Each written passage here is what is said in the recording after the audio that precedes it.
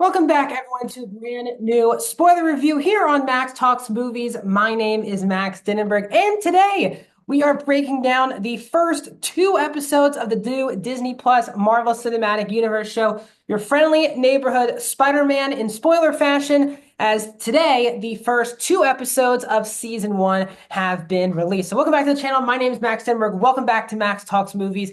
If you're new to the channel, please hit that subscribe button and ring that bell for notifications. I talk all things movies, TV shows, box office, out of theater reactions, entertainment news, and other things like that. So if you're new to the channel and you like any one of those things, let's talk movies some more and subscribe and ring that bell. Comment down below. What are your thoughts on the first two episodes of Your Friendly Neighborhood Spider-Man? Did you were surprised by it? Did you enjoy it? Are you not enjoying it because it's not officially connected to the main MCU? Let me know your thoughts in the comment section down below. I respond to all comments. So definitely please comment down below. And also please hit that like button, guys, the thumbs up button down below. So originally, before this show came out, my plan was to do this review non-spoiler for the first two episodes, and then from there, either go to a spoiler fashion or wait for the show to conclude, then do a non-spoiler review. But I really enjoyed these first two episodes, and Spider-Man is my favorite comic book character, Marvel, DC, graphic, whatever, of all time. And I ended up enjoying the show a lot. So I'm going to cover the show weekly in spoiler fashion. Now, the show has 10 episodes for the first season, and they're all hitting the service in a month. Today, we got the first two episodes. Then the next 2 weeks, we're getting 3 episodes a week. So next week, we'll get episodes 3 through 5. 2 weeks from now, we'll get episodes 6 through 8. And then we'll end in a couple weeks from now getting 9 and 10. So we'll be breaking down episode for episode for the most part. But I just want to talk about this show because I really enjoyed it. And right off the bat, I can give my general thoughts before I go through spoiler stuff episode through episode.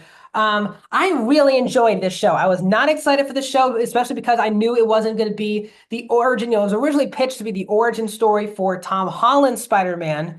But then it got told that this is just going to be kind of like a what if scenario, but not really, just a separate universe in the Marvel world of Spider-Man.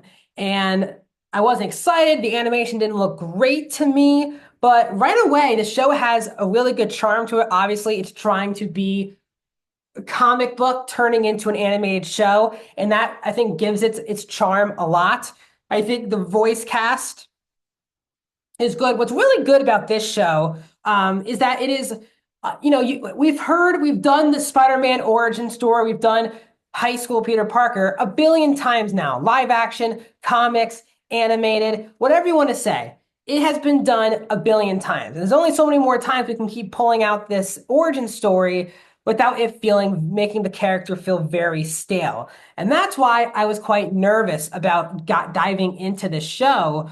But this does feel like a fresh, new, inclusive, but also interesting take, a necessary take on the Spider-Man mythos, which is we are now in a world now. Spider-Man in this universe, we can get right into the spoilers. If you've not watched the first two episodes, I thoroughly enjoyed it. Really, I actually loved it a lot. And I can't wait to be talking about this with you guys weekly. So go watch the video, watch the episodes, then come back here and watch the spoiler breakdown. So the first episode, we'll break down now episode for episode before, so I can get my thoughts that way. So the first episode, we get the kind of the origin where how Peter gets his spider bite in this universe. Now we are clearly right away into a world where the Avengers are a thing. Peter and May's car has the Iron Man thing on the mirror. The certificate to end the episode was from Tony Stark, from Tony Stark's Academy or something like that. Doctor Strange is in this episode fighting someone off at Midtown High to begin the episode. But again, what was interesting was no one knew who Doctor Strange was. So while Iron Man and we learned Captain America are known quantities in the in this version of Spider-Man, Doctor Strange was not, which made that for a really interesting take on that character. But we also learned this is also that Uncle Ben dying was a recent event because he basically said it's been so tough. And then after it happened recently, and then they were taught, and he brought up Uncle Ben. So we thankfully, don't have to see Uncle Ben being killed here on this show. We already made a new character. We haven't seen Peter a friend in animated or live action. That is the character of Nico, who's voiced very well by Grace Song. Also, Peter is voiced in this show by Hudson Thames. Thames voiced Spider-Man on the What If episodes. He does a really good job As Peter. Yes, he sounds a lot like Tom Holland, but I think he differentiates enough at times.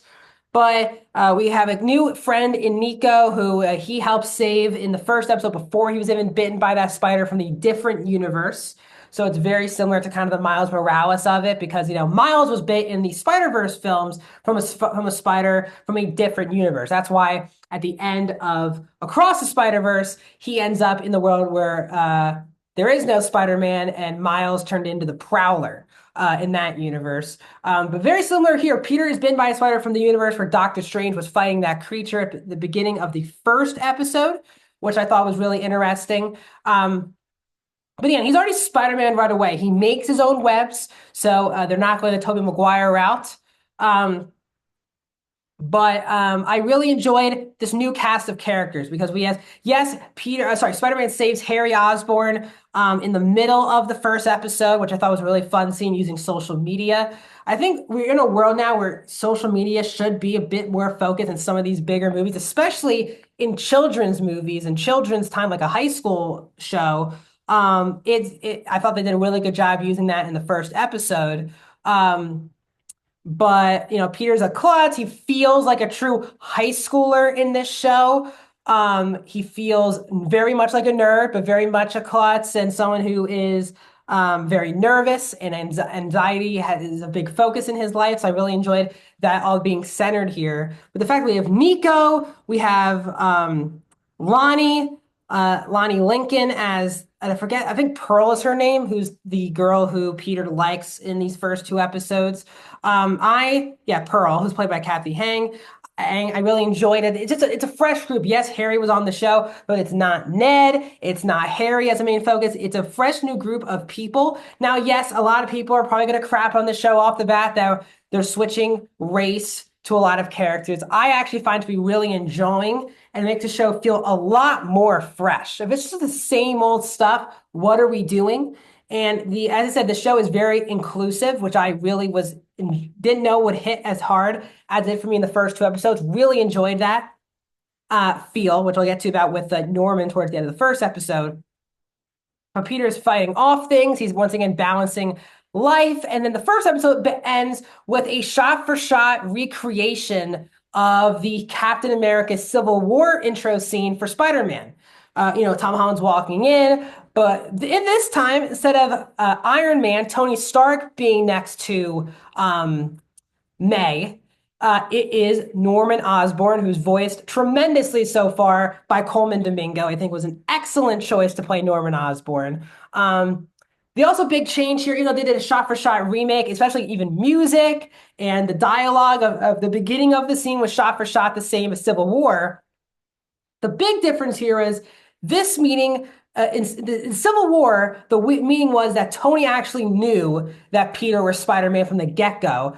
He lied about setting up an internship and all that. The internship with Aunt May, that was the lie in the MCU. Whenever he became Spider-Man, Peter said he had the Stark internship. Now, in this show, they actually did a really cool thing, which he actually does get an internship, a real internship from Norman Osborn to work at Oscorp. And this meeting has nothing to do that Norman knows that Peter is Spider-Man. So I really liked it's a minor tweak. It's really what the last two seasons of What If missed, which were minor tweaks on stuff we knew happened in the MCU and how those minor tweaks could set up this whole universe. This is the same thing. What if he didn't find Tony Stark? It was Norman Osborn. And what if, obviously, Tony knew he was Spider-Man. What if Norman did not know? Now, Norman finds out, as we know, at the end of episode 2 here. But I really like that change, especially towards the end of episode 1. So episode 2, he goes to Oscorp. He's doing the internship. Once again, he's balancing life. He's helping out. He's lab mates with Lonnie. And still likes Pearl. Him and Nico are on the same page. And finally, I think things are turning around for Peter. That he's going to the internship. And now he's battling friends, school, Aunt May, the internship, and being Spider-Man. You can already tell his plate is pretty full here at the beginning of the show, which it always is. And the sacrifice of being a Spider-Man always is like that. But he's trying to find his way. And the internship, he's always late for things.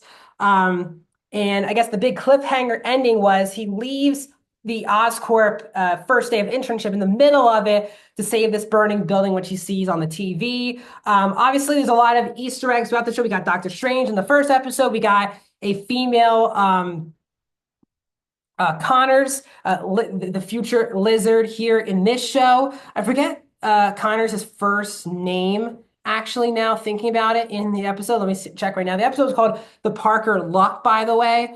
I'm trying to look right now to see if IMDb yet. Sorry, just Dr. Connors is voiced by, hopefully I'm saying it right, Zahara Fazal. Did a really good job voicing Dr. Connors. And he leaves to save this burning building. He comes back.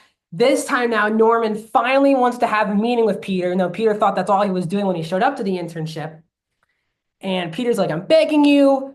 I don't want to be fired. I know I'm always late, but I mean well, and it'll never happen again. Obviously, he leaves Nico ghosted basically at the party. They finally got invited to a party after this football game, and Peter couldn't attend. And the big cliffhanger is that Norman, again, the doctor, I forget his name, who told Peter this is the most security-filled building, like we know where you were. Norman basically shows him the camera and says, oh, Peter, you looks like you are Spider-Man. There's video of him in the hallway changing into Spider-Man to leave Oscorp. So I really liked the little flip here. As I said, Tony knew he was Spider-Man right away, and the internship was just being Spider-Man. This time, Norman actually was giving Peter an internship, and it turns out he learns on the first day that Peter is Spider-Man. So I really enjoyed these first two episodes. I thought the animation worked for the most part, in my opinion. Sometimes I wasn't vibing with it, but for the most part, I think it worked. It got the feel of trying to feel like a comic book directly, and I really enjoyed that. The fresh cast of characters here makes a lot of sense and makes the show feel a lot more necessary and fresh than I was thinking heading into this show. It was upbeat, it was quick, it was paced very well. It felt very Spider-Man to me. So overall, I'm shocked on how much I really enjoyed these first two episodes of Your Friendly Neighborhood Spider-Man. So I'll be back the next 3 Wednesdays breaking down the new episodes of Your Friendly Neighborhood Spider-Man. It not just is already done shooting and filming season 2, but it got renewed this week already for a season 3. So seems like Marvel and Kevin Feige, excuse me, are very happy with this show, which is a really good thing that we already know they're going to get at least 2 more seasons out of this. I'm completely on board right now to continue watching Your Friendly Neighborhood Spider-Man. So what are your thoughts on the show? Let me know in the comment section down below. Like the video, subscribe, and I'll see you guys in the next video.